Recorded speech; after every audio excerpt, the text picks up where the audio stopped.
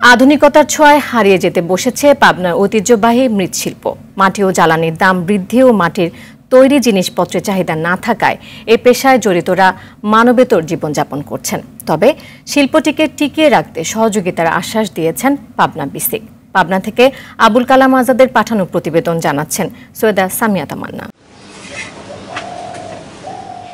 আধুনিকতার ছোঁয়ায় মানুষের রুচির পরিবর্তনে কদর কমেছে মাটির তৈরি জিনিসপত্রের। পাবনায় প্লাস্টিক, মেলামাইন, কাঁচ ও স্টিলের তৈরি জিনিসপত্রের ভিড়ে হারিয়ে যাচ্ছে ঐতিহ্যবাহী মৃৎশিল্প। জেলার আটঘরিয়া সদর, চাটমোহর, ভাঙ্গুড়া, ঈশ্বরদী, সুজানগর সহ বিভিন্ন উপজেলায় একসময় মাটির তৈরি জিনিসপত্র তৈরিতে ব্যস্ত থাকত শত শত নারী পুরুষ। তবে চাহিদা না থাকা, মাটি ও জ্বালানির দাম বৃদ্ধি সহ নানা কারণে পেশাটি টিকিয়ে রাখতে হিমশিম খাচ্ছে এ পেশায় জড়িতরা। আমারে খরচ বেশি হয়, আমারে পোষায় না, কি করবো আমরা? এখন লাভ হয় না বলে সেই জন্য কেউ বানায় না।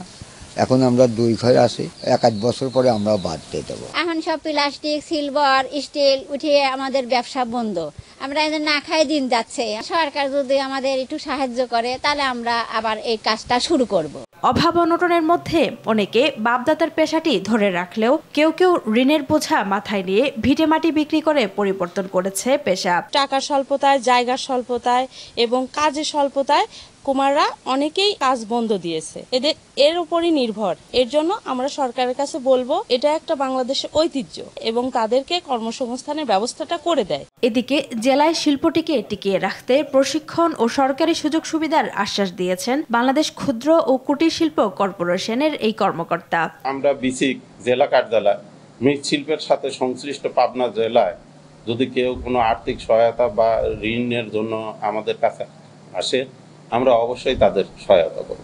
সবার সহযোগিতায় আবারও ঘুরে দাঁড়ানোর প্রত্যাশা পাবনার মৃৎশিল্পীদের। সৈয়দা সামিয়া তামান্না, RTV।